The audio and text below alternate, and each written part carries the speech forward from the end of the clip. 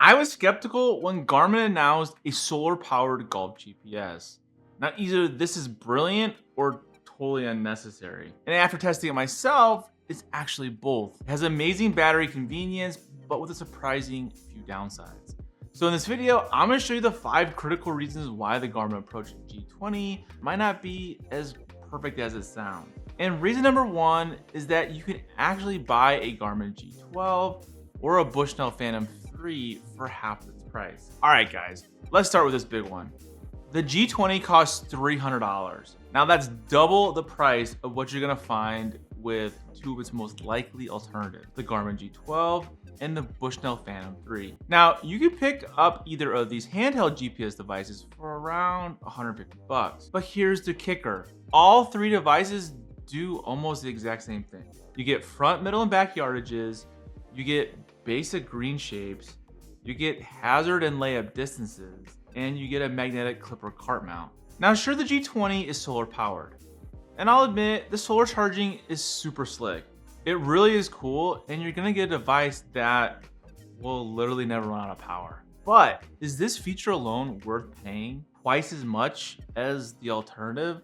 Especially when the G12 is smaller, it's lighter, and it gives you the exact same yardages. Now, while they aren't quite as feature rich as the G20, it's half the price. But both of these devices, especially the Phantom 3, are easier to carry. They're lighter, they're flatter, and it sits on a cart or a bag a little bit more discreetly. But here's the thing with the Phantom 3. It even has slope adjusted yardages, which the G20 doesn't. Now, that's something we're gonna touch on in a second, but it's worth noting right now. But with all that said, the solar feature is honestly really cool. But is it worth $150 more cool? That's for you to decide. Okay, reason number 2. The G20 is a bit bulky for a handheld. Let's talk about size. The G20 definitely isn't huge, only 3.5 inches tall and just over about 2 inches wide. But when you compare it again to options like the Garmin G12 or the Bushnell Phantom 3, the G20 is definitely the biggest. Now, for some people, that's fine. And a lot of people are going to use the built-in magnet, which, don't get me wrong, is an awesome feature of the G20. To just attach it to their cart, so a little bigger size really doesn't matter much. But if you're a pocket user, someone who likes to keep your GPS in your shorts or your pants while you're walking, this thing can feel a little clunky compared to some of the competition. If you want something more discreet or lighter, the G12 or Phantom 3 are definitely easier to stash and forget about. All right, reason number 3. There's no slope adjusted yardages. This one is kind of a head scratcher. The G20 costs $300, but it doesn't offer slope adjusted distances, something that's becoming more and more standard even on a regular GPS unit. And Garmin already offers slope on several of their watches. So it's not like they can't do it.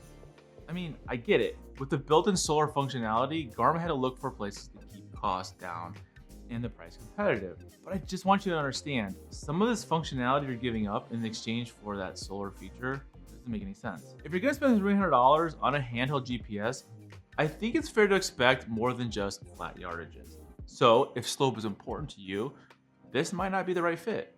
I've tested slope adjusted distances on multiple devices, and once you start using it, it's kind of hard to go back. Getting a play-like yardage that factors elevation can help you club with more confidence. Now, it's a little frustrating that a $300 GPS doesn't offer something we're now used to seeing in some budget devices. So I don't really know. You definitely got to keep this in mind if you're the type of golfer who likes to know how far up or downhill your shot is going to be playing. All right, reason number 4. The screen is super easy to read, but is extremely basic. Let's talk about the display. The screen in the G20 is not a touchscreen. Why? It's monochrome, meaning there's no color, which is cool, and it's operated entirely by buttons. But that's so 5 years ago. Now, in some ways, that's a good thing. The screen is super readable, even in bright sunlight, and the button navigation is really fast and intuitive. But for $300, some golfers are going to be disappointed by how basic this interface is. There are no detailed hole maps. There are no full color graphics. There's no fancy zoom or visual flyovers like you get with higher end Garmin watches or even the Garmin G80, they're a premium color touchscreen handheld. But instead, you get a straight line layout of hazards and layups, similar to what you would get on a Garmin entry-level device that's the G12 or the S12. And the G20 is functional and it's fast and it's accurate, but I'm not saying it isn't good, it's just for the price. But if you're looking for visual detail or a more interactive experience, this is definitely not it.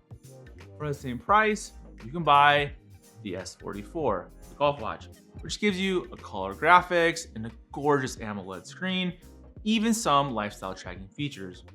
But the G20, by comparison, almost feels like a bit outdated, even though it's brand new. All right, reason number 5. For $300, you're not that far from a Garmin G80, which does way more.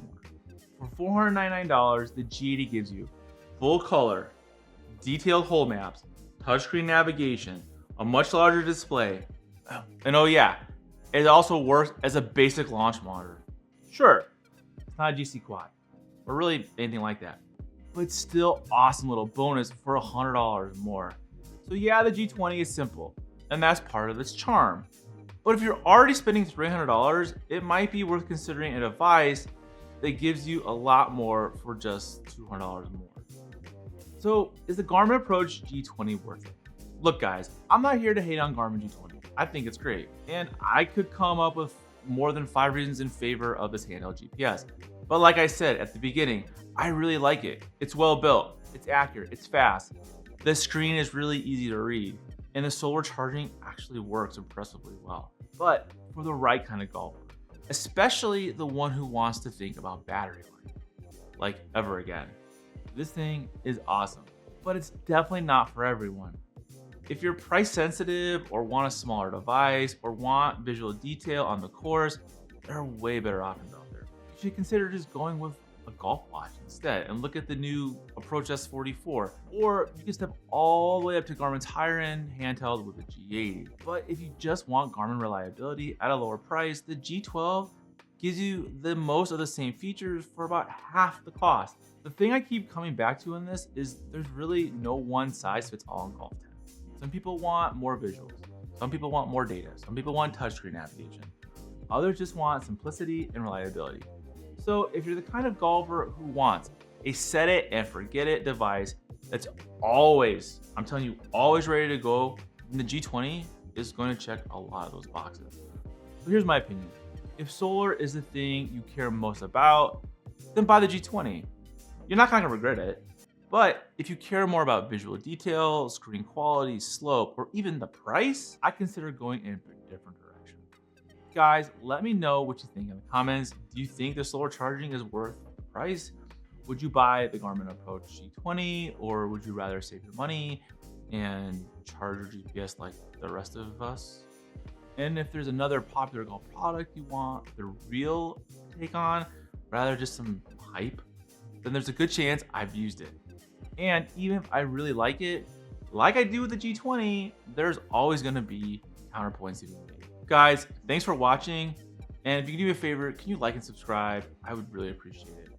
But if you guys wanna see what happened when I checked out the Garmin Fenix 8, which is pretty much the best golf watch, if that's not a golf watch, check out this video right here, and I'll see you on the course.